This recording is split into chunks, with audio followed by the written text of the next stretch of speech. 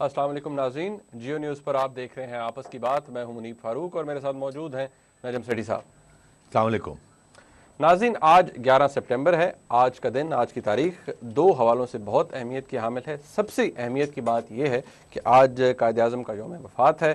جس طرح کا پاکستان قائد اعظم محمد علی جناح دیکھنا چاہتے تھے، ہمارے لیے ایک سوال یہ ہے کہ ہم کیا ایسا پاکستان بنا سکے یا نہیں۔ ایک اور وجہ جس کی وجہ سے یہ دن، یہ تاریخ بہت عام ہے، وہ 9/11 ہیں۔ آج اس کو واقعے کو تقریباً 11 سال ہو چکے ہیں۔ دہشت گردی کی جنگ کے حوالے سے پوری دنیا کا نقشہ بدل گیا۔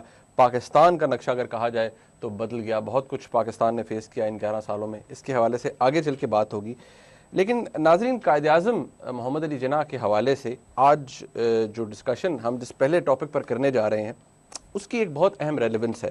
قائد اعظم محمد علی جناح چاہتے تھے کہ ایک پیورلی ایک ڈیموکریٹک پاکستان ہو، جہاں سویلین سپریمیسی ہو اور تمام ادارے اپنی حدود میں رہ کر کام کریں، اور جو سویلین معاملات ہیں ان کے اندر فوج کی کسی صورت میں مداخلت نہ ہو، اکاؤنٹیبلٹی کا پروسیس بھی ٹھیک طرح سے آگے چلے۔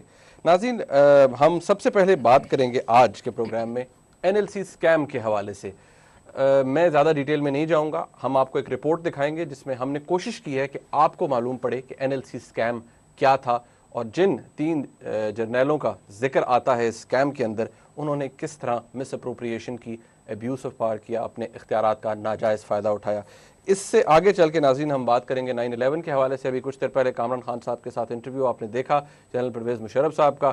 کتنی باتیں سچی کی پرویز مشرف صاحب نے، کتنی جھوٹی کی، یہ بھی سیٹھی صاحب سے ڈسکس کریں گے۔ لیکن سب سے پہلے سیٹھی صاحب، ہم NLC اسکیم کے حوالے سے بات کرتے ہیں۔ اور ناظرین، یہ رپورٹ آپ ضرور دیکھیے، آپ کو معلوم پڑے گا کہ ہمارے ملک میں جب فوجی جو افسران ہیں، جو جرنیل ہیں، وہ وردی پہن کے جب مس اپروپریشن کرتے ہیں، کرپشن کرتے ہیں، تو کس طرح کرتے ہیں۔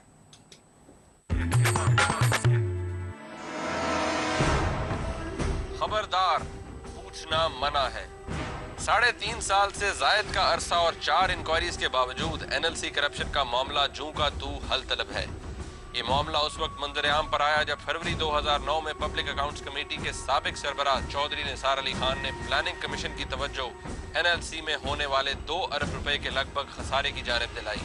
اس معاملے میں ہونے والی انکوائریز کے مطابق lieutenant general retired Khalid Munir Khan, lieutenant general retired Muhammad Afzal Muzaffar اور major general retired Khalid Zaheer Akhtar نے نہ صرف کمرشل بینکوں سے بھاری سود پر قرضے لیے، بلکہ پینشنز کے پیسوں کو بھی سٹاک مارکیٹ جیسے رسکی کاروبار پر لگایا، اور ان کمپنیوں سے بھاری کمیشن بھی وصول کیے جن میں سرمایہ کاری کی گئی تھی۔ ریٹائرڈ فوجی جرنیلوں کے اس عمل سے NLC کو تقریباً 1.8 ارب روپے کا خسارہ اٹھانا پڑا۔ دسمبر 2010 میں پبلک اکاؤنٹس کمیٹی نے اس معاملے میں اپنی جانب سے کوئی کارروائی اس بنا پر مؤخر کر دی کہ وزارت دفاع کے سیکرٹری لیفٹیننٹ جنرل ریٹائرڈ سید اطہر علی نے کمیٹی کو یہ یقین دہانی کرائی کہ NLC کرپشن پر فوجی انکوائری نہ صرف 1 ماہ میں مکمل کر لی جائے گی، بلکہ اس انکوائری رپورٹ کو پبلک اکاؤنٹس کمیٹی کے سامنے پیش بھی کر دیا جائے گا۔ مگر کئی ماہ فوجی انکوائری سامنے نہ آنے پر پبلک اکاؤنٹس کمیٹی نے 13 جون 2011 کو فوجی انکوائری کے لیے 30 جون 2011 کی ڈیڈ لائن مقرر کی، مگر یہ تاریخ بھی اس فوجی انکوائری کو دیکھ نہ پائی۔ 2 جولائی 2011 کو پبلک اکاؤنٹس کمیٹی نے وزارت دفاع کو ان 3 سابق جرنیلوں کے خلاف کارروائی کرنے کے لیے احکامات جاری کیے، مگر یہ احکامات بھی کاغذوں تک ہی محدود رہے۔ فروری 2012 کو نیب نے بھی NLC کرپشن پر اپنی جانب سے انکوائری کا اعلان کر دیا، جو کہ گزشتہ اعلانات کی طرح عملی ثابت نہ ہو سکا، جبکہ مارچ 2012 میں ایسی اطلاعات سامنے آئیں کہ فوج نے NLC کرپشن پر نیب کے سامنے اپنی انکوائری کی تفصیلات پیش کرنے سے انکار کر دیا ہے۔ 6 ستمبر 2012 کو NLC کرپشن کیس نے اس وقت ایک نیا رنگ اختیار کیا جب فوج کی جانب سے پبلک اکاؤنٹس کمیٹی کو آگاہ کیا گیا کہ تینوں سابق جرنیلوں کو دوبارہ نوکری پر طلب کر کے ان کے خلاف کورٹ مارشل کرنے کا فیصلہ کیا گیا ہے۔ اس امر پر جہاں پبلک اکاؤنٹس کمیٹی کے ممبران مطمئن دکھائی نہیں دیتے، وہیں اپوزیشن ممبر خواجہ سعد رفیق بھی اسمبلی کے فلور پر اس سکینڈل کے حوالے سے برس پڑے۔ اس کا کہنا تھا فوجی افسران کو دوبارہ وردی پہنا کر احتساب کرنا انصاف کے ساتھ کھلواڑ ہے۔ فوجی افسران کے خلاف سول ادارے کیوں کارروائی نہیں کر سکتے؟ کیا یہ مقدس گائے ہیں؟ منتخب وزیر اعظم کو تو سپریم کورٹ نکال باہر کرے اور فوجی افسران کو ہاتھ بھی نہ لگانے دیا جائے۔ مجھے پتا ہے ان باتوں کی بڑی بھاری قیمت ادا کرنی پڑتی ہے، ہمارے لاکھ سیاسی اختلافات سے ہی، لیکن ہم بلا امتیاز احتساب کے معاملے پر متفق ہیں۔ سوال یہ ہے کہ 65 سال گزرنے کے باوجود کسی سویلین ادارے کو کسی سابق فوجی کا احتساب کرنے کا اختیار ہے یا نہیں، اور اگر اختیار ہے تو ایسا احتساب آج تک کیوں ممکن نہیں ہو سکا؟ شیٹی صاحب، رپورٹ آپ نے دیکھ لی، ہم نے اس کو اس لیے اتنا لیبوریٹری بنایا تھا کہ ہمارے ویورز بھی ان کو بھی سمجھ آ جائے۔ شیٹی صاحب، میرا آپ سے سوال یہ ہے کہ کیا آپ کے نزدیک کسی سابق فوجی افسر کو یا سابق فوجی اہلکار کو کی جو کرپشن اگر کوئی بے ضابطگی اس نے کی ہوئی ہے، کیا ہمارے ملک کے سویلین جو انویسٹیگیٹو ایجنسیز ہیں ان کو اختیار ہے کہ ان کو انویسٹیگیٹ کیا جا سکے؟ پہلی بات تو میں یہ کہوں گا کہ آپ نے انٹروڈکشن میں یہ کہا کہ اتنی اربوں روپے کی کرپشن ہوئی ہے۔ میری اسیسمنٹ یہ ہے کہ ابھی یہ الزام ہے، انکوائریز ہو رہی ہیں، ابھی کسی عدالت میں یا کسی پولیس اسٹیشن میں یا کہیں ایسی ایف آئی آر نہیں کٹی ہے اور اس کے اوپر کوئی فیصلہ کن فائنڈنگ نہیں آئی ہے۔ تو یہ کہنا کہ اتنے اربوں کی کرپشن ہوئی ہے، یہ ایلیگیشن ہے، یہ فیکٹ نہیں ہے۔ پہلی بات، I just want to make this clear. دوسری بات میں یہ آپ سے کہنا چاہوں گا، جو آپ نے سوال پوچھا کہ صورتحال ایسی ہے، جس طریقے سے یہ سارا معاملہ نپٹایا گیا، اور سعد رفیق صاحب نے آج جو کہا کہ لگتا ایسے ہے کہ یہ انصاف نہیں، انصاف کو چھپانے کی کوشش کی جا رہی ہے، اور ان جرنیلوں کو پروٹیکشن دی جا رہی ہے کہ ان کو واپس ری ہائر کر کے آرمی میں، تاکہ آرمی لاء کے تحت ان کے اوپر انکوائری ہو یا کورٹ مارشل ہو۔ یہ ایسے لگتا ہے کہ ان کو بچانے کی کوشش کی جا رہی، تو یہ پھر یہ بھی ایک الزام ہے۔ اب حقیقت کیا ہے؟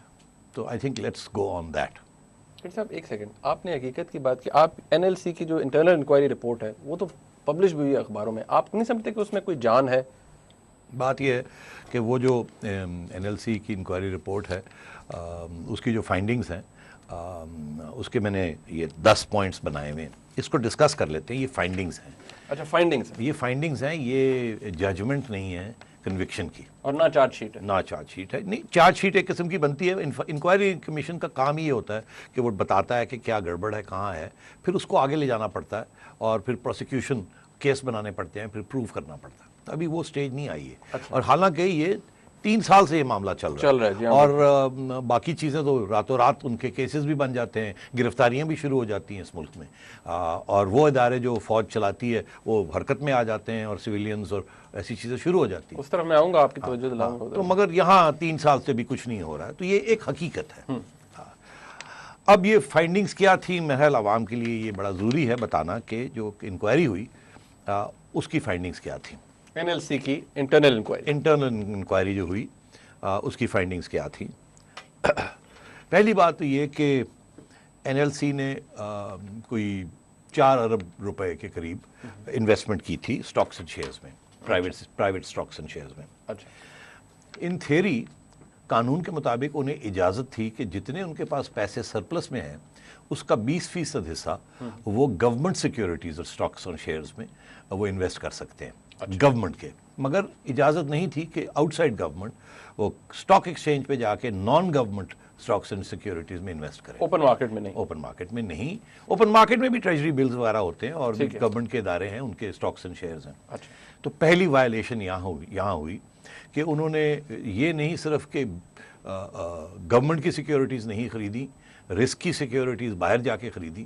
دوسرا یہ کہ وہ 20% اجازت تھی، انہوں نے 20% تو چھوڑے، انہوں نے 2 ارب روپیہ بینکوں سے قرضہ لے کے اور 4 ارب روپے مطلب جو ہے نا وہ انویسٹ کر دیا، جس میں پھر بعد میں 2 ارب روپے کا نقصان ہو گیا، اور پھر ساری عمر وہ لگے رہے کہ بینکوں کے قرضے دینے ہیں، اور یہ سارا بوجھ پبلک ایکسچیکر پہ آتا ہے۔ یہ ایونچولی آپ نے اور میں نے اپنی جیب سے دینا ہے ٹیکسز کے ذریعے، کہیں نہ کہیں تو یہ پیسہ جو لاس ہوا ہے وہ دینا پڑے گا۔ اس کے باعث پھر الزام لگے کہ یہ کیسے فیصلے ہوئے, کیوں ہوئے, کس نے کیے, اور یہ جو نقصان ہے اس کی جب انکوائری کی گئی تو پھر یہ الزام بھی لگے کہ یہ سوچ سمجھ کے انویسٹمنٹ کی گئی تھی, کیونکہ کک بیکس تھے, کمیشنز تھے, جن بروکریج فرمز کے ساتھ مل کے یہ شیئرز خریدے گئے, پھر بعد میں بیچے گئے, ان سے کمیشنز لیں تو کک بیکس تھیں, اور اس میں پھر نقصان ہو گیا. تو یہ پروف ابھی نہیں ہوا, اس کے اوپر انکوائری جو ہے وہ یہ کہتی ہے کہ لگتا ہے ایسے کہ ایسے ہوا ہے, کچھ چیزیں ٹرانسپائر ہوئی ہیں. ہاں, کہ ایسی اتنی حماقتیں کیسے ہوئیں. اس کے علاوہ کوئی فائلز نہیں دکھاتی کہ کوئی ڈسکشن ہوئی ہو, کوئی ڈیبیٹ ہوئی ہو اندر کہ یہ فیصلے کرنے ہیں, نہیں کرنے ہیں, کیسے کرنے ہیں. کوئی رولز اینڈ ریگولیشنز تھے سارے NLC کے انویسٹمنٹ پروسیجرز, وہ کوئی بھی فالو نہیں ہوئے, کیونکہ اس قسم کے اداروں میں سارا کچھ لکھا ہوتا ہے, یہ کر سکتے ہیں, یہ نہیں کر سکتے, یہ پتہ ہے بیوروکریٹک ادارے ہیں, کچھ فالو نہیں ہوا. اس کے علاوہ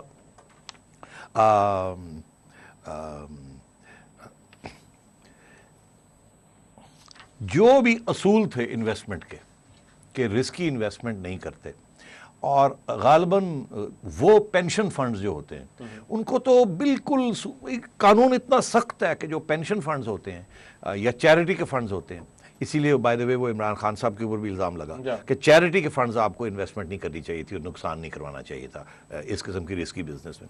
یہاں بھی بڑے سخت قانون ہوتے ہیں. تو یہ سارا کچھ ہوا, اور یہ مطلب ایک صاحب تھے جو کہ ڈی جی تھے, 8-6 سال وہ ڈی جی رہے, اور ان کے 6 سال رہے, ان کے جونیئر افسر آتے رہے, گئے جاتے رہے, اور وہ 6 سال رہے, اور انہوں نے یہ سارے فیصلے کیے. پھر وہ ریٹائر ہو گئے. 2 CEOs تھے, 2 CEOs اس کے دور میں. تو دال میں کالا نہیں, بہت کچھ ہے. مگر پھر میں یہ یاد دلاؤں گا کہ کسی کو الزام لگا کہ کنوکشن گلٹی نہیں قرار دینا چاہیے. تو یہ انکوائری اگر ہوئی ہے, اچھی بات ہے, انکوائری ہوئی ہے. اب اس کی FIR کٹنی چاہیے تھی, اور ان کے اوپر پوری تفتیش نیب کرتی. افسوس کہ جیسے پرائم منسٹر گیلانی صاحب جب انہیں احساس ہوا کہ وہ جتنی بھی فوج کے جرنیلوں کی خدمت کر لیں, وہ ایک وقت آتا ہے کہ وہ کافی نہیں ہوتی, تو وہ جانے سے پہلے یہ کہہ گئے کہ ایجنسیاں ملٹری یہ یہاں اسٹیٹ ود ان اسٹیٹ ہے, ریاست کے اندر ایک اور ریاست ہے, اور پیک اپ کرنے کی کوشش کر رہے ہیں. تو مطلب ہے یہ اب ایک حقیقت ہے پاکستان کی کہ اگر اب فوج کا ایک افسر, لیفٹیننٹ بھی پولیس راستے میں روک لینا اور اس کو تھانے لے جائے, تو فوج کا ایک عملہ آتا ہے اور ان کو چھڑا کے لے جاتا ہے, اور جس SHO نے یا جس بندے نے اس قسم کی گستاخی کی ہو کہ اگر انہوں نے کسی غلط کام سے روکا ہو, وہ سسپینڈ ہو جاتے ہیں. تو یہاں دیکھا نہیں جاتا سچ کیا ہے, جھوٹ کیا ہے, غلطی کس کی تھی. تو یہاں سے یہ شروع ہوتا ہے اور آل دا وے اوپر جاتا ہے کہ فوج کے جرنیلوں کی اور افسروں کی کوئی اکاؤنٹیبلٹی نہیں ہے, سیدھی سی بات. تو یہ اب آخری سٹیج وہ ہے کہ جب اکاؤنٹیبلٹی کی بات آ رہی ہے اور فائنڈنگز بھی رپورٹ کی آ گئی, اور نارمل پروسیجر اختیار کرنا چاہیے تھا جیسے موسیٰ گیلانی کے کیس میں ہوا اور مخدوم صاحب کے کیس میں ہوا, اوروں کے کیس میں ہوا, تو یہاں بھی اسی قسم کا پروسیجر اختیار کرنا چاہیے تھا, اور انکوائری انڈیپینڈنٹ کمیشن کرتی, اور وہ پبلک افیئرز کمیشن سے زیادہ کون سی اور یہ ہوتا, اور پھر اکاؤنٹیبلٹی ہوتی. مگر 2 باتیں, ایک یہ کہ کوآپریشن کرنے سے انکار کر دیا فوج کے سربراہوں نے نیب کے ساتھ, اور پھر وہ کہتے ہیں to add insult to injury, انگریزی کا محاورہ ہے کہ پہلے پٹائی کرو پھر تھوڑی بےزتی بھی کر دو.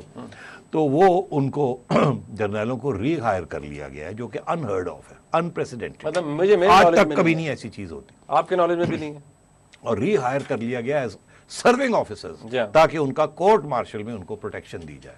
اور کورٹ مارشل کی جو پروسیڈنگز ہوتی ہیں وہ بھی سیکرٹ ہوتی ہیں, ان کی کوئی پبلسٹی نہیں ہوتی, ان کے اندر کیا پروسیجرز ہوتے ہیں وہ بھی نہیں بتایا جاتا. آج تک کسی court marshal K detail proceedings public میں نہیں آئی, یہاں تک کہ اب اس وقت کیسز ہیں سپریم کورٹ کے آگے ان لوگوں کے جو سرونگ فوجی تھے, جن کو کورٹ مارشل کیا گیا فار دا رائٹ اور رانگ ریزنز, جنہوں نے اپیل کی ہے کہ جی ہمیں تو ہمارے خلاف جو چارج شیٹ تھی وہ بھی نہیں دکھائی گئی, اور ہمارے اوپر کیس چلا دیا گیا اور کنوکشن کر دی گئی, اور یہ ہمارا حق ہے, اور یہ سپریم کورٹ میں یہ چیزیں بیٹھی ہوئی ہیں اس وقت. تو عرض یہ ہے کہ یہ انصاف تو نہیں ہے. اور یہ وقت ہے کہ اب فوج کے سربراہوں کو بھی احساس ہونا چاہیے کہ ایک ریڈ لائن سے آگے جب وہ اپنے کرپٹ افسروں کو پروٹیکٹ کرتے ہیں تو اس سے ساری فوج کی بدنامی ہوتی ہے, اور یہ کسی کے لیے اچھی بات نہیں ہے. ہمیں اپنی فوج پہ, جوانوں پہ اور افسروں پہ بڑا فخر ہے, بہت فخر ہے. وہ ہمارے لیے جان دیتے ہیں اور ہم بھی ان کے لیے جان دینے کے لیے تیار ہیں اور پیار کرنے کے لیے تیار ہیں. مگر اگر سویلینز کے اوپر اکاؤنٹیبلٹی اور احتساب ہو سکتا ہے تو فوج کے اوپر بھی ہونا چاہیے. اور یہ کہنا کہ ہم اپنا احتساب کریں گے اور آپ کا بھی کریں گے, جو کہ اس ملک میں ہوا ہے. 3 دفعہ فوج نے ٹیک اوور کیا ہے, 3 دفعہ سویلینز کا احتساب کرنے کی کوشش کیا ہے, لوگوں کو جیلوں میں ڈال دیا, جلا وطن کر دیا, and so on and so forth. تو یہ میں سمجھتا ہوں بڑی زیادتی ہے کہ یہ انکوائری کی ابھی تک فوج کی لیڈرشپ ان کو روک رہی ہے اس انکوائری کو, اور اپنے وہ افسر جن کی پوری انکوائری ہونی چاہیے ان کو پروٹیکٹ کر رہی ہے. سیٹھی صاحب دیکھیے, پھر ہم بریک کی طرف جانا ہے. آپ کو نہیں لگتا, آپ نے انٹرنل رپورٹ پڑھ لی, اتنی گراس وائلیشنز ہیں پروسیجرز کی, کوئی سویلین ہوتا تو اب تک شاید لٹکا دیا گیا ہوتا. سوال یہ پیدا ہوتا ہے کہ جب آپ کسی سے بارہا 2-3 سال ہو گئے, آپ اپنی رپورٹ بھی شیئر نہیں کر رہے, آپ سویلین انکوائری بھی نہیں کروانا چاہتے, تو اس کا کیا ایک عام لے مین کیا سمجھے گا, کیوں چھپائے جا رہے ہیں؟ ظاہر ہے, دیکھیے جب کوئی بھی کسی چیز کو چھپانے کی کوشش کرتا ہے تو پریزمپشن عام لوگوں کے ذہن میں یہ بات کھڑی ہوتی ہے کہ چھپانے کی کوشش کا مطلب یہ ہے کہ دال میں کالا ہے یا کوئی گلٹ ہے. جو صاف شفاف ٹرانسپیرنٹ ٹرانزیکشنز ہوتے ہیں اس میں فکر کی بات نہیں ہوتی. تو اس لیے میں یہ سمجھتا ہوں کہ یہ اچھا فیصلہ نہیں ہے کہ ان جرنیلوں کو پروٹیکٹ کیا جائے. اچھا, اب یہ تو ایک بات ہو گئی, اب تھوڑا آگے آئیے. میں سمجھتا ہوں اس کا ایک اور پہلو ہے جس کی طرف توجہ نہیں دلائی گئی, اور فیئر بات یہ ہے کہ اس کی طرف بھی میں ذکر اس کا کر دوں. ابھی کریں گے یا بریک کے بعد؟ وہ اہم بات ہوگی یقینی طور پہ. میرے پاس بھی آپ کے لیے بے شمار سوالات ہیں اسی حوالے سے, تو پھر ٹھیک ہے بریک لے لیں. ناظرین ایک بریک لے لیتے ہیں, بہت اہم ٹاپک ہے. یہ جو ٹرینڈ ہے, یہ جو نیا ایک کانسیپٹ انٹروڈیوس ہوا ہے کہ ری ہائر کریں اور پھر ان کا کورٹ مارشل کریں گے, اس لسٹ میں تو پھر کن کن لوگوں کے نام آنے چاہیے؟ آپ ذرا بریک میں سوچیں, میں واپس آتا ہوں تو پھر آپ سے بھی پوچھتے ہیں. ایک بریک لیتے ہیں, ہمارے ساتھ رہیے.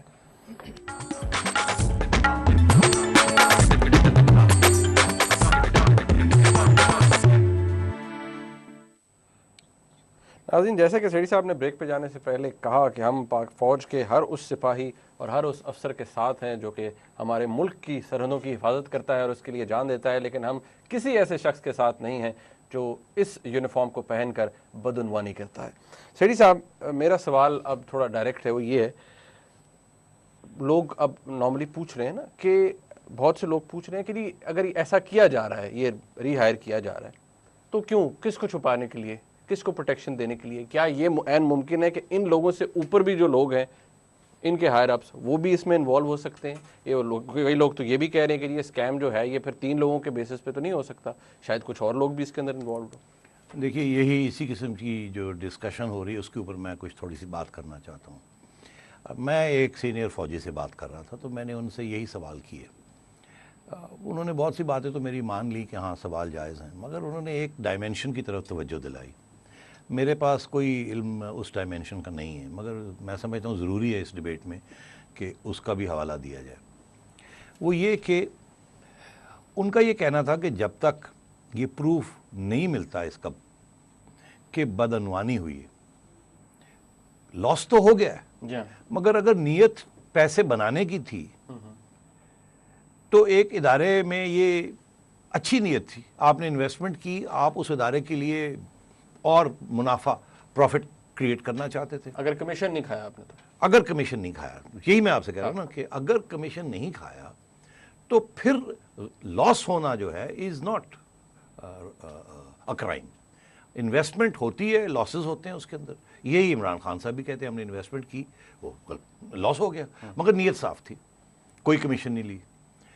یہاں بھی ایک پہلو یہ ہے کہ جب تک یہ پروف نہیں ملتا کہ کوئی کمیشن ملی, تو اس وقت تک پریزمپشن یہ ہے کہ اچھی نیت کے ساتھ انویسٹمنٹ کی, سوچا کہ یہ اچھا ہوگا, کسی نے پرسویڈ کیا, انہوں نے سوچا اچھا ہوگا, اور انہوں نے باقی رولز اینڈ ریگولیشنز ٹھیک ہے وہ وائلیٹ کیے, اور انہوں نے جا کے انویسٹمنٹ کر دی, نقصان ہو گیا. تو جب تک یہ پروف نہیں ملتا کہ کوئی کمیشنز انوالو تھیں, اس سے پھر پتہ چلے گا کہ یہ کیا نیت کے ساتھ یہ کیا تھا, اور یہ کرپشن ہے. مگر اگر فیصلہ ایسا کیا جس کے ساتھ نقصان ہو گیا تو وہ بائی اٹ سیلف وہ کرپشن نہیں ہے. ایک بات اس لیے وہ کہتے ہیں کہ یہ فوج کو خود ٹرائی کر لینے دیں, اور اگر وہاں ہمیں پتہ چلا کہ اس میں نیت بھی خراب تھی اور کک بیکس بھی انوالو تھے اور نقصان کرا دیا ریاست کا, تو پھر ہم ایکشن لیں گے, یہ کہا جاتا ہے. اچھا, اس کے ساتھ ساتھ ایک اور بات بھی انڈائریکٹلی کہی جاتی ہے کہ این ایل سی ادارہ کا جو سٹیٹس ہے, یہ ہم نے پہلے بھی ڈسکس کیا تھا, یہ ایک گرے زون میں ہے. بالکل, یہ فوج کا ادارہ ہے یا یہ سویلین ادارہ ہے, اس کے رولز کیا ہیں, اس کے کانسٹیٹیوشن کیا ہے, اس کی کیا شیئر کیا ہے, یہ وہ ابھی تک کلیئر نہیں دی کسی نے, نہ فوج نے نہ اس حکومت نے اس کو کلیئر کیا اس ایشو کو. تو یہ گرے زون میں این ایل سی آپریٹ کرتی ہے.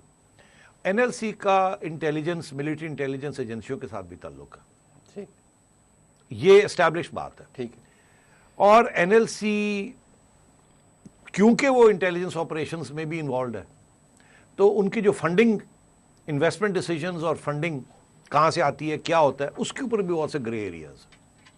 تو کہنے کی یہ کوشش کی جا رہی ہے فوج کی طرف سے کہ کیونکہ یہ گرے ایریاز ہیں, اس میں کچھ سیکرٹس بھی ہیں, ہم یہ خود انویسٹیگیٹ کریں گے, اور کیونکہ یہ سیکرٹس ہیں ہم ان کو پردہ ان کے اوپر رکھنا چاہتے ہیں, مگر اگر ان افسروں نے کوئی بدعنوانی کی ہے یا کرپشن کی ہے تو then we'll get to the bottom of it. یہ this is the other side, this is the other side. اچھا, اس لیے ہم پبلک میں سویلین فورم پہ ساری باتیں نہیں کر سکتے, نہ ہی دکھا سکتے, یہ کہنا ہوں. تو آئی تھنک اٹس امپورٹنٹ کہ we present the side, second part of it also. ٹھیک, بٹ یہ کہ جی ان کو ری ہائر کر لیا گیا اور یہ سارا کچھ کر لیا گیا, یہ تو فوج کی لیڈرشپ جو ہے سویلینز کے ساتھ بیٹھ کے, پبلک اکاؤنٹس کمیٹی کے ساتھ بیٹھ کے ایک راستہ نکالا جا سکتا تھا کہ جو سیکرٹ چیزیں ہیں عدالت میں وہ ان کیمرہ بریفنگ بھی ہو سکتی ہے, ججز کی, پروسیکیوشن کی انکوائری تو ہونی چاہیے تھی نا. ارے سیٹھی صاحب, پھر سویلین انکوائری ہونی چاہیے. صحیح. ارے سیٹھی صاحب, لیکن پھر وہ جو نوشن ہے وہ سارے کہتے ہیں جی کہ رجسٹرار سپریم کورٹ کو بلایا, جی آ جائیں آپ یہ ایک معاملے پہ ذرا آپ کلیئرٹی دیں. انہوں نے کہا جی میں نہیں آتا, فل کورٹ ریفرنس ہو گیا, انہوں نے کہا جی میں نہیں آتا پی ایس سی کے پاس. این ایل سی میں کچھ ہو گیا, وہ کہیں گے نہیں ہم بھی نہیں آئیں گے, نہیں دیتے آپ کو. پھر پارلیمنٹ کو لگائیں تالا, پھر ہر ادارہ اپنی اکاؤنٹیبلٹی خود کرے. اگر ہم یہ کہتے ہیں کہ جج کا احتساب نہیں کر سکتا, تو پھر ایک فوجی افسر, ایک کوئی جرنیل بیٹھا ہوا یا کوئی سرونٹ بریگیڈیئر, وہ اپنے پیٹی بھائی کا احتساب کہاں سے کرے گا؟ اور سیٹھی صاحب جو آپ آرگیومنٹ دے رہے ہیں, اگر یہ درست بھی ہے جی کہ چلیں کمیشنز والی بات بھی, تو پھر آپ آ جائیں, آپ لوگوں کو کہیں جی کہ آپ ہم ان کیمرہ ہوگی ہر چیز, آپ خود گورنمنٹ سے بات کر کے چیری پک کر لیں لوگ کہ جی ان کے ساتھ ہم بیٹھ کے انویسٹیگیشن کریں. یہ باتیں ہوں گی, یہ اس کے جواب پھر فوج کو دینے پڑیں گے. یہ میں تو نہیں دوں گا, یہ تو فوج کے لیڈرشپ کو, جرنیلوں کو یہ اس کے جواب دینے پڑیں گے. اور میں سمجھتا ہوں فوج کے جو جونیئر افسر ہیں ان کے اندر بھی بڑی بے چینی ہوگی کہ یہ کیا ہو رہا ہے ایٹ دا ٹاپ. تو یہ بات فوج کی اپنی بہتری کے لیے ایز این انسٹیٹیوشن ان چیزوں کو چھپانے کی کوشش نہیں کرنی چاہیے. اور اگر کوئی اس میں سیکرٹ ایریاز ہیں تو وہ کوئی ایسی بات نہیں ہے, ان کو پروٹیکٹ کیا جا سکتا ہے, اور انکوائری بھی ہو سکتی ہے, اور پنشمنٹ بھی ہو سکتی ہے, اور ایکویٹل بھی ہو سکتی ہے. دوسری بات, اس کے ایک اور سوال کھڑا ہوتا ہے کہ اگر آپ نے 3 جرنیلوں کو ری ہائر کر لیا فوج کے اندر, پتہ نہیں کس قانون کے تحت کیا ہے, یہ بھی نہیں پتہ ہمیں, اور اب آپ کہہ رہے ہیں کہ سویلین جورسڈکشن نہیں ہے, تو عرض یہ ہے کہ تو پھر ٹھیک ہے, لیٹس گو بیک. یہ جو آئی ایس آئی کے سیکرٹ فنڈز کا جو کیس ہے, جو چیف جسٹس صاحب لے کے بیٹھے ہوئے ہیں, اور ایک چیف جسٹس نہیں, میرا خیال ہے 3-4 چیف جسٹس 10 سال تو گزار دیے انہوں نے اس کے اوپر. تو اگر ان کے بس کی بات نہیں ہے تو یہ بھی جنرل صاحب کو چاہیے کہ یہ بھی کیس خود ہی کر لیں, اس کی بھی انکوائری خود ہی کر لیں. ان کو بھی کورٹ مارشل اگر کرنا ہے تو جنرل بیگ کو بلا لیا جائے, ان سب کو بلا لیا جائے, جنرل دورانی کو بلا لیا جائے. اور یہ جو ابھی سویلین کورٹس کے اندر جنرل مشرف کے خلاف ایف آئی آرز کٹ رہی ہیں اور ریڈ وارنٹس ایشو ہو رہے ہیں, اس کو بھی بند کر دینا چاہیے. وہ بھی خود ہی جنرل مشرف کے ساتھ ان کو بھی ری ہائر کر کے اور ان کو کورٹ مارشل کر لینا چاہیے. تو مطلب ہے کہ یہ پھر بات کہاں جا کے رکے گی. تو اس لیے میں سمجھتا ہوں کہ فوج کو صحیح جواب دینا چاہیے, فوج کی لیڈرز کو, جس کے ساتھ فوج کے جوان اور ینگ آفیسرز جو ہیں وہ پراؤڈ ہوں کہ ہماری ادارہ جو ہے جینیونلی اکاؤنٹیبلٹی اگر ہونی ہے تو صحیح طریقے سے ہونی چاہیے. صاحب ایک اور پوائنٹ آف ویو بھی اس کے اندر ہے, وہ یہ ہے کہ عام تاثر دیا رہا, آپ نے بھی دوسرے پوائنٹ آف ویو بتایا, میں بھی ایک بتاتا ہوں کہ جی اس طرح کی انکوائری جب آپ باہر لے کر جاتے ہیں, پبلک میں آ جاتی ہے, پیپرز میں چھپتی ہے کہ یہ کیا ہے فوجی افسران نے, اگر کیا ہے تو مورال ڈسٹرب ہوتا ہے ہماری فورسز کا. لوگ کہتے ہیں جی دیکھیں ہم پر انگلی اٹھائی جا رہی ہے. آپ کو یاد ہے پرویز مشرف صاحب کے دور کے وقت کے بعد ایک ایسا وقت تھا کہ فوجی افسران کو کہا گیا تھا کہ آپ وردی پہن کر باہر نہ نکلیے, یا पब्लिक बेसिस पे ना जाइए। तो ये बात ठीक है, मोरल गिरता है ऐसी चीज़ों से, ये आर्गूमेंट? देखिए, फौज की एक डिसिप्लिन्ड इंस्टीट्यूशन जिस किस्म की वो बनाई गई है, और हर जगह पे ऐसे होता है, जब फौज के किसी डायमेंशन के ऊपर क्रिटिसिज्म होती है तो फौज के अंदर भी बेचैनी होती है कि ये क्रिटिसिज्म नहीं होनी चाहिए। देखिए, एक शख्स, एक इदारा जो आपके लिए अपनी जान देने के लिए तैयार है और जान दी है, बिल्कुल ठीक दी है? है जी, दी है बिल्कुल। तो वो फिर उसके अंदर ये भी एक जज्बा होता है कि यार मेरे साथ, मैं तो जान देने के लिए तैयार हूँ, मेरे साथ ऐसे इल्ज़ाम लग रहे हैं। एक तरफ तो ये होता है, दूसरी तरफ ये होता है कि अगर बदअनवानी और बैड प्रैक्टिसेस इस किस्म के इदारे में जन्म पा लें तो फिर वो इदारा जो है वो मजबूत नहीं रहता और इवेंचुअली फिर बदनाम भी हो जाता है। फिर वो फौज जंग नहीं जीत सकती, फिर वो इस किस्म की फौजें हारती हैं, फिर वो फौजें जो हैं वो जंग करने के काबिल ही नहीं रहती, जबकि सारे अफसर जो हैं वो पैसा बनाने में। तो इसके दो पहलू होते हैं।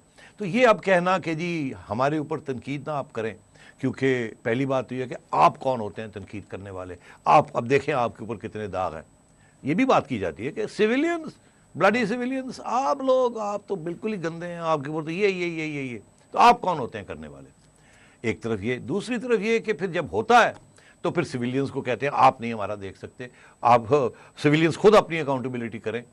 और वहाँ फिर जुडिशरी भी आ जाती है और फौज भी, फौज के इदारे भी, ANF वो भी ग्रे जोन में है, वो भी ग्रे जोन में है, एंटी नारकोटिक्स फोर्स, तो उसके ऊपर भी किसी सिविलियन का कंट्रोल नहीं है और वो अनअकाउंटेबल है। आपको मालूम है वो क्या करें? मैं ब्रेक के बाद नाज़रीन इसके हवाले से बात होगी कि ये भी एक नया एक कॉन्सेप्ट है हमारे मुल्क में कि अब क्योंकि इलेक्शंस करीब हैं तो इस वक्त क्या हो रहा है।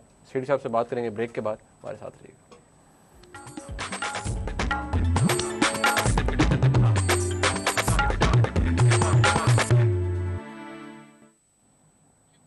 नाज़रीन, ये पूरा मामला क्या था वो तो आपको मालूम, अब तक पता चल चुका होगा कि वो क्या था, लेकिन इसके पीछे एक बड़ी दिलचस्प सियासत भी है। शेठी साहब, मैं आपको कुछ बताना चाहता हूँ। मुझे एक बड़ी इस बात पे हैरानी हो रही है, वो ये कि आपको याद है जब ये शुरू हुआ मामला तो पब्लिक अकाउंट्स कमेटी के चेयरमैन थे जनाब चौधरी निसार अली खान साहब, लीडर ऑफ द अपोजिशन। जब से ये मामला अब दोबारा मंजर आम पर आया कि इन्हें रीहायर किया जा रहा है और ये वो, चौधरी साहब आपको पता है लपक के जाते हैं फौरी तौर पे। जब वो PTI का मामला था उन्होंने कहा या ऐसे ये कर रही है वो कर रही है। ये एक मामला था जो कि उनके दौर में इनिशिएट हुआ। चौधरी साहब खामोश हैं। चौधरी साहब खामोश हैं। मैं तो फिर एक ही बात सोच सकता हूँ कि क्योंकि मामला बड़ा सेंसिटिव है और फौज के साथ ताल्लुक़ है, चौधरी साहब की फैमिली फौजी फैमिली। चौधरी साहब के बड़े भाई आर्मी के चीफ ऑफ जनरल स्टाफ भी रहे हैं, फिर जनरल नवाज शरीफ, जब नवाज शरीफ साहब प्राइम मिनिस्टर थे, जनरल कह गया जब प्राइम मिनिस्टर थे तो उनके डिफेंस सेक्रेटरी भी रहे। और सो he comes from an army family. मेरा ख्याल है वो थोड़े से सेंसिटिव हैं ऑन दिस मैटर, तो शायद उन्होंने परहेज़ किया कि इसके ऊपर मैं ज़्यादा बात ना करूं। कमेटी डालो। हाँ, नहीं मतलब ज़ाहिर है कि फिर वो सेंसिटिविटीज़ तो होती है ना। जी जी। तो फिर इसलिए शायद वो उन्होंने अपने personal interest over political interest establish किए हैं यहाँ। मगर लीडर दी ऑपोजिशन तो साइलेंट हैं, मगर साद रफीक साहब ठीक ठाक बोले हैं। तो उन्होंने अपनी पार्टी का पॉइंट ऑफ व्यू तो एक्सप्लेन कर दिया ना। पता नहीं पार्टी का है या उनका नहीं, पार्टी का है, क्योंकि देखिए आप मियाँ नवाज शरीफ साहब की पोजीशन बड़ी क्लियर है, सिविलियन सुप्रीमेसी ओवर मिलिट्री। 2 दफ़ा उनकी छुट्टी कराई है फौजियों ने, जर्नैलों ने, तो इसलिए ही इज़ वेरी क्लियर। और साद रफीक साहब जो हैं उनके साथ भी बड़ी ज़्यादतियाँ हुई हैं ड्यूरिंग मुशर्रफ टाइम, तो वो अब भूलते नहीं हैं कि ये जो सिलसिला है इसको ठीक करना पड़ेगा। मगर और पीपल्स पार्टी के साथ तो खैर बड़े अच्छे से हादसे हो रहे हैं इस किस्म के। तो उनके कहना कि वो तनकीदी जायज़ा लेते हैं फौज का, वो तो अलग बात है। मगर नून लीग का ये बड़ा कंसिस्टेंट स्टैंड रहा है पिछले 4, 5, 10 साल से। मगर एक और बड़ा दिलचस्प बात इसमें कि मैंने इमरान खान की तरफ से कोई नहीं सुना कुछ इसके इस मौजू के ऊपर, उनकी तरफ से कोई बयान नहीं है। उनकी नज़र में नहीं आया होगा। अच्छा, 3 साल से ये मामला चल रहा है और उनकी नज़र में नहीं आया। तो मेरी पूरी तवक्को है कि अब उम्मीद है कि खान साहब भी इसके ऊपर गौर फिक्र करेंगे और हमें बताएंगे कि सही रास्ता क्या है। और इसके साथ साथ मैं अल्ताफ़ भाई से भी रिक्वेस्ट करूंगा कि वो भी इसको थोड़े इसके ऊपर गौर और फिक्र करें, क्योंकि आपको याद होगा वो जब जर्नलों की काफ़ी बात करते हैं, एक दफ़ा उन्होंने ये भी कहा था कि पेट्रियाटिक जनरल्स क्या कर रहे हैं, तो अब अलेजिडली करप्ट जनरल्स के ऊपर भी हम समझते हैं कि उनकी तरफ से कुछ बात होनी चाहिए, अलेजिडली। और दूसरा ये कि फिर उन्होंने ये भी बहुत दफ़ा कहा है कि जमहूरियत को वो सपोर्ट करते हैं और किसी किस्म की मिलिट्री इंटरवेंशन को नहीं करते। तो अल्ताफ़ भाई दोनों बातें कहते रहे, तो मैं चाहूँगा कि इमरान खान की तरफ से भी इसके ऊपर कुछ गुफ्तगू होनी चाहिए, कुछ बात होनी चाहिए, उनकी समझ आनी चाहिए कि वो क्या समझते हैं इस सब चीज़ का। सेठ साहब, आपको नहीं लगता कि मसलहत के तौर पर, सियासी मसलहत के तौर पर, या अपने इंटरेस्ट की वजह से, अपने मफादात की वजह से लीडर्स ऐसी सिलेक्टिव डिस्टॉर्शन करते हैं? मतलब देखें, रजिस्ट्रार सुप्रीम कोर्ट को अनप्रेसिडेंटेड एक्सटेंशंस मिलती हैं, नवाज शरीफ साहब बिल्कुल चुप रहते हैं, हालांकि उसूल का मामला है, चुप नहीं रहना चाहिए, उस पर बात ज़रूर करनी चाहिए। PAC में वो नहीं आते, मियाँ साहब खामोश रहते हैं। तो फिर खान साहब अगर इस वजह से खामोश रह गए तो क्या हो गया? हमारे लिए कौन सी नई बात है? हाँ ठीक है, फिर अगर आपने यही कहना है कि भाई हर बंदा जो अपने मफाद, तो फिर आपने मियाँ साहब के मफाद तो बता दिए कि आपने इशारा किया कि वो जुडिशरी के साथ है और आंखें बंद करके उनके साथ है। तो फिर आप ये भी कह दीजिए कि इमरान खान साहब जो हैं वो फौज के खिलाड़ी हैं इसलिए खामोश है और वो फौज की टीम लीड कर रहे हैं। फिर आप ये कहना चाह रहे हैं? नहीं, मैं तो आपको क्लियर बता दिया कि फिर को होते हैं अपने। तो मैं समझता हूँ कि वो जवाब आएगा खान साहब की तरफ से, कोई ना कोई स्टेटमेंट जरूर आएगा। अच्छा, तो इंतजार कीजिए, इंतजार फिर। हाँ, कोई ज्यादती हमें ये पहले से प्री डिटरमिन्ड कोई फैसला मत कर लीजिए आप। अच्छा, मैं नहीं, बिल्कुल खान साहब इस पे बोलेंगे, वो कुछ कहेंगे और मेरी तवक्को है कि वो सही बात करेंगे, खड़क के बोलेंगे, सही बात करेंगे, सही बात करेंगे। अच्छा रेड्डी साहब, जो हमें सवालात आ रहे हैं उसमें एक सवाल ये है कि आजकल जो ये सारा आपने डिस्कस किया है, क्या इसके बाद ये समझ लिया जाए और मान लिया जाए कि हमारे मुल्क में आज भी state with in a state है और इसके ऊपर कोई कंट्रोल नहीं है, डेमोक्रेसी आए जाए कुछ भी नहीं हो सकता? State with in a state 65 years से है, 3 martial law, 33 years state with in a state ही रही है। और जब सिविलियंस आए हैं तो state with in a state ने सिविलियंस की भी छुट्टी कराई है, 4 हुकूमतें गिराई हैं स्टेट विद इन स्टेट ने। ये पहली हुकूमत है जो कि अपना टर्म कंप्लीट कर रही है। और ये भी मैं कहता चलूँ कि स्टेट विद इन स्टेट ने कोशिश इस हुकूमत को भी डिस्क्रेडिट करके गिराने की थी और हमने ये डिस्कस किया, बड़े इश्यूज हुए हैं इसके ऊपर। तो मगर अब एक नया खिलाड़ी खड़ा हो गया है, सुप्रीम कोर्ट, वो भी एक स्टेट विद इन स्टेट जैसा इदारा बनता जा रहा है। यही डिबेट चल रही है कि अपने दायरे से बाहर नहीं किसी को निकलना चाहिए, यही इस वक्त डिबेट चल रही। तो मैं समझता हूँ ये डिबेट बड़ी रेलेवेंट है। पाकिस्तान क्रॉस रोड्स पे है। ये जो स्टेट विद इन स्टेट ने जो रूलिंग की है ना इस मुल्क में, वो उससे नुकसान हो गया, बहुत नुकसान हो गया। जिस मोड़ पे आज आप खड़े हैं इसका total responsibility state with in state पे है। उन्होंने इस मुल्क को चलाया है और नहीं चला सके और हमें इस मोड़ पे खड़ा किया वो। और हमारी बदकिस्मती ये है कि हमारे जो सियासी लीडर्स थे वो इतने डरू थे या इतने लैक ऑफ विजन थी या इतने अनइंटेलिजेंट थे या इतने उनमें दयानतदारी नहीं थी कि वो बिल्कुल मुलाजिम बन गए स्टेट विद इन स्टेट के। उन्होंने कहा बिल्कुल एक्सेप्टेबल, और हर दफ़ा साथ दिया और चुप करके हर बात मानी। मगर अब सूरत हाल ऐसी है कि ये अब चल नहीं सकता ऐसे, और ये अब सियासतदानों को भी एहसास हो गया है। जो साद रफ़ीक साहब ने आज बात की है, ये 15 साल पहले वो नहीं कर सकते थे, ना वो करना चाहते थे। उन्हें हकीकत उस वक्त भी पता थी जो हकीकत है, आज भी उन्हें वही हकीकत पता है, मगर उन्हें ये एहसास हुआ है कि वो उस हकीकत के साथ उनकी सियासी जमात को भी और मुल्क को भी नुकसान हुआ है, इसलिए आज वो खड़े हो गए। इसीलिए नवाज शरीफ साहब खड़े हुए। पीपल्स पार्टी तो 1979 से खड़ी है, जब से जुल्फ़िकार अली भुट्टो साहब की एक्सिक्यूशन ज़ियाउल हक साहब के हाथों हुई। तो वो तो अपने मार्टर्स गिनते हैं और अभी भी यही कहते हैं कि ये मोहतरमा का जो कत्ल है उसमें स्टेट विद इन स्टेट का हाथ है। और स्टेट विद इन स्टेट ने बिल्कुल कोई कोऑपरेशन नहीं की। जो भी इंक्वायरीज हुई हैं मोहतरमा की मर्डर में, असैसिनेशन में, स्टेट विद इन स्टेट ने कोई कोऑपरेशन नहीं किया। तो अर्ज़ ये है कि ये अब ऐसे चल नहीं सकता।